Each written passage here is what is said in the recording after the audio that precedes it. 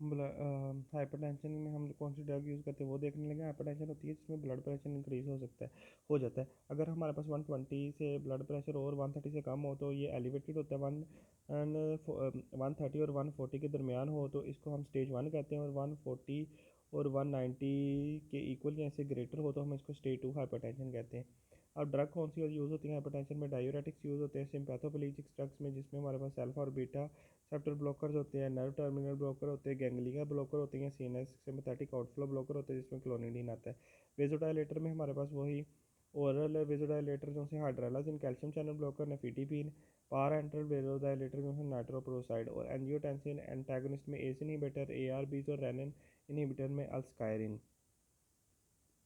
हमारे पास जो सी हाइपरटेंशन होती है आती है प्राइमरी होती है, या फिर सेकेंडरी होती है। सेकेंडरी जो किसी डिजीज़ के रिजल्ट में है, प्राइमरी जो से हमारे पास हमें जिसकी काज नहीं पता, बस वो उसको हाइपरटेंशन हो रही है। डायूरेटिक्स, डायूरेटिक हमारे पास थायाजाइड भी यूज़ कर लेते हैं, और लूप डायूरेटिक। थायाजाइड डायूरेटिक जो से होते हैं वो हमारे पास करते हैं हम माइल्ड टू मॉडरेट हाइपरटेंशन के लिए। लूप डायूरेटिक्स हम करते हैं जब हमारे पास हाइपरटेंसिव एमरजेंसी हो या स्पीयर हाइपरटेंशन हो पेशेंट को। अब हम ना जब भी उसको कोई ग्रुप देंगे ना, डायूरेटिक दें, सिम्पैथेटोप्लीजिक दें, बीटा ब्लॉकर दें, वेजोडाइलेटर दें, या हमारे पास हम उसको एंजियोटेंसिन रेनिन दें, तो हमारे पास ना कुछ कंपनसेटरी मैकेनिज्म आएंगे। आपने तीन चीज़ें याद रखनी है, डायूरेटिक्स में, बीटा ब्लॉकर में और एंजियोटेंसिन में मिनिमल साइड इफेक्ट होंगे, बाकी सारी में साल्ट वाटर रिटेंशन होगा। सिम्पैथोप्लीजिक्स में अब हम देख लेते हैं। सिम्पैथोप्लीजिक जो से होते हैं ये सीएनएस के ना आउटफ्लो के साथ, या सीएनएस का जो सा एएनएस का सीवीएस पे इफेक्ट होता है उसके साथ ये ना हमारे पास उसके थ्रू एक्ट करते हैं और हमारे पास ना वर्क करते हैं। अब हमारे पास आ जाता है जो हमारे पास अल्फ़ा 2 सिलेक्टिव एगोनिस्ट है, क्लोनिडीन मेथाइलडोपा। ये अल्फ़ा 2 रिसेप्टर पे एक्ट करेंगे, और अल्फ़ा 2 रिसेप्टर पे जब ये एक्ट करेंगे तो ये हमारे पास ना एपिनेफ्रिन और एपिनेफ्रिन और सिंपैथेटिक आउटफ्लो जो है उसको कम करेंगे, जिसकी वजह से उसके बॉडी पे एक्ट कम होंगे एपिनेफ्रिन और नॉन एपिनेफ्रिन के, और हमारे पास ब्लड प्रेशर कंट्रोल में रहेगा। अब यहाँ पे मिथाइल डोपा है वो गया, वो मिथाइल नॉन एपिनेफ्रिन में कन्वर्ट होया। जैसे वो रिलीज़ हुआ उसने अल्फ़ा 2 पे एक्ट किया और उसने इसकी रिलीज़ और कम से कम कर दी, ठीक है। उसके बाद हमारे पास मिथाइल डोपा प्रीफर्ड ड्रग होती है प्रेगनेंसी में, लेकिन ये एग्लूटिनेशन ऑफ आरबीसीज करवा देता है। उसके बाद हमारे पास आ जाता है जी गैंग्लियन ब्लॉकर्स। ये हमारे पास हेक्सामेथोनियम ट्राइमेथोफैम होता है। ये हमारे पास ना स्वीयर ये निकोटीनिक ब्लॉकर होते हैं जो कि गैंग्लियन के लेवल पे ब्लॉक करते हैं, लेकिन अब ये यूज़ नहीं हम करते। फिर उसके बाद हमारे पास ये आ जाता है रेजरपिन। रेजरपिन होता है जो कि वीएटी जो सा होता है ना, जिसके थ्रू चैनल के थ्रू इसने स्टोर होना होता है, ये वहाँ पे एक्ट करता है और स्टोर को कम करता है। ग्वानिथाइडिन और ग्वानाड्रिल जो सा होता है ये हमारे पास रिवर्स ट्रांसपोर्ट के अंदर जाता है और वेसिकल में स्टोर हो जाता है, और हमारे पास रिप्लेस करता है एपिनेफ्रिन को, और जिसकी वजह से हमारे पास जो सी होती है एपिनेफ्रिन वो नोर एपिनेफ्रिन वो कम रिलीज़ होती है, और ये रिलीज़ इनहिबिटर होता है। उसके बाद मोनोमाइन ऑक्सीडेज इनहिबिटर भी हम यूज़ कर लेते हैं, क्योंकि ये हमारे पास एक फास्ट न्यूरोट्रांसमीटर ओक्टापिन बनाता है। जब हमारे पास रिलीज़ होता है तो ओक्टापिन और नोर एपिनेफ्रिन का मिक्सचर रिलीज़ होता है, जिसकी वजह से नोर एपिनेफ्रिन की अमाउंट कम रिलीज़ होती है, और हमारे पास इतना ना इसके जो बीपी है वो कंट्रोल में रहता है। लेकिन इसका एडवर्स इफेक्ट ये है कि अगर पेशेंट ने टायरामीन ले ली है तो उसकी वजह से टायरामीन जो है वो large amount of NOR epinephrine release करवाएगा, ठीक है। या फिर उसने सिम्पैथोमाइमेटिक खा लिया इंडायरेक्ट, वो भी लार्ज अमाउंट जो कि उसको अंदर नहीं जाने देगी, लार्ज अमाउंट में डिक्रीज कराएगी, क्योंकि नोर एपिनेफ्रिन को तोड़ने के लिए माओ एंजाइम होता है। माओ तो हमने इनहिबिट किया हुआ है, जिसकी वजह से हमारे पास हाइपरटेंसिव क्राइसिस हो जाएगा, ठीक है।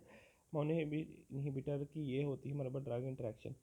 उसके बाद हमारे पास एड्रीनो रिसेप्टर पैराजोसिन डॉक्साइजोसिन ट्राइजोसिन अल्फा 1 ब्लॉकर है, और ये हमारे पास माइल्ड टू मॉडरेट हाइपरटेंशन में यूज़ होते हैं। फेनोलामिन फिनॉक्सीबेंजामीन भी हमारे पास यूज़ हो सकते हैं, ये हमारे पास हाइपोटेंशन करवा देते हैं, और कभी कभी रिफ्लेक्स टैकीकार्डिया भी करवा देते हैं। उसके बाद प्रोपेनोलोल, रेटिनोल, मेट्रोप्रोल, कार्बिडोलोल भी हम यूज़ करते हैं जो कि बीटा ब्लॉकर है। नबीवोलोल न्यूअर ड्रग है जिसकी बीटा ब्लॉकर भी है, और नाइट्रिक ऑक्साइड भी एक्टिविटीज़ हैं। ये हार्ट पे एक्ट करते हैं, हार्ट की एक्टिविटी को इंक्रीज और डिक्रीज़ करते हैं, जिसकी वजह से हमारे पास बीपी कंट्रोल में रहता है। फिर उसके बाद हमारे पास वेजोडाइलेटर आ जाते हैं। मैंने आपको पहले भी बताया, वेजोडाइलेटर में कैल्शियम चैनल ब्लॉकर में हमारे पास आ जाते हैं डाईहाइड्रोपिरिडिन और नॉन डाईहाइड्रोपिरिडिन।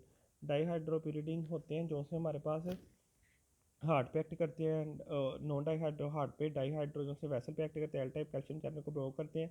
नॉन डाईहाइड्रो डायथामिन है, माइलोडोपिन, नेफिडिपिन, कार्डिपिन, निमिडोपिन है।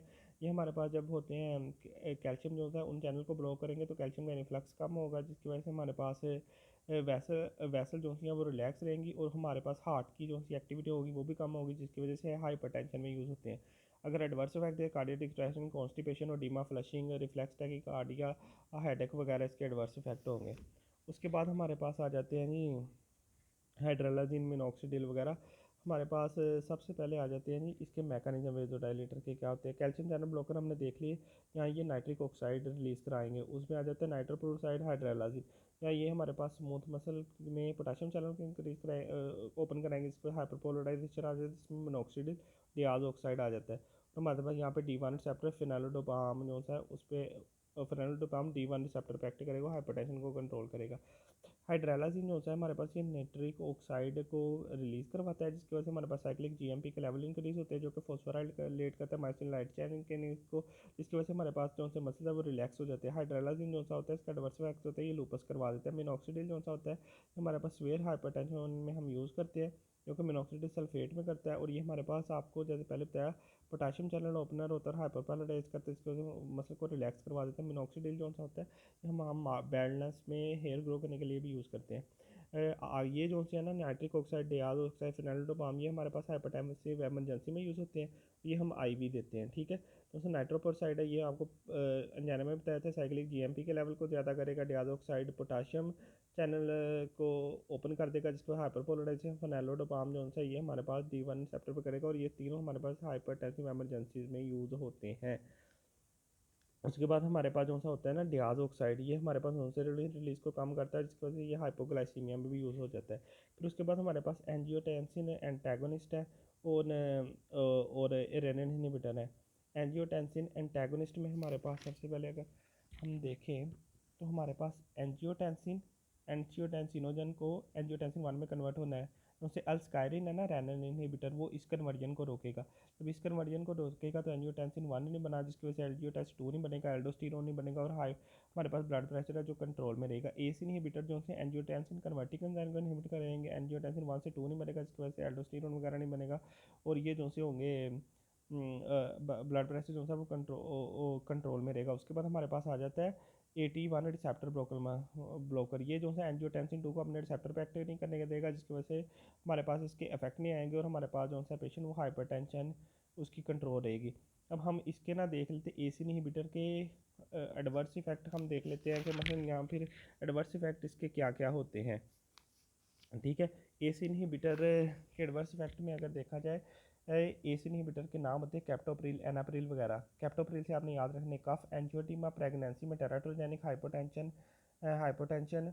उसके बाद रेनल इंसफिशिएंसी, इंक्रीज पोटाशियम और लो बीपी कर देता है। ठीक है, उसके बाद जो हमारे पास होते हैं ना ARB से एंजियोटेंसिन रिसेप्टर इनहिबिटर से, उससे ये पहले दो एडवर्स इफेक्ट नहीं होते, बाकी उससे सारे होते हैं। फिर उसके बाद हमारे पास आ जाता है जी स्टेप केयर थेरेपी और मोनोथेरेपी।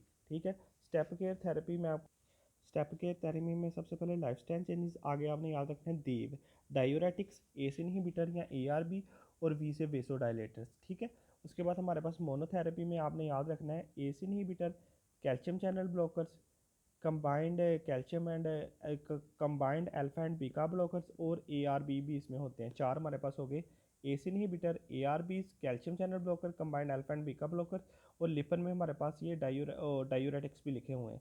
अब इसमें ये बताया हुआ है कि ओल्ड एज के जो से पेशेंट हैं वो हमारे पास बेटर रिस्पॉन्स करते हैं डायूरेटिक्स और कैल्शियम चैनल ब्लॉकर को।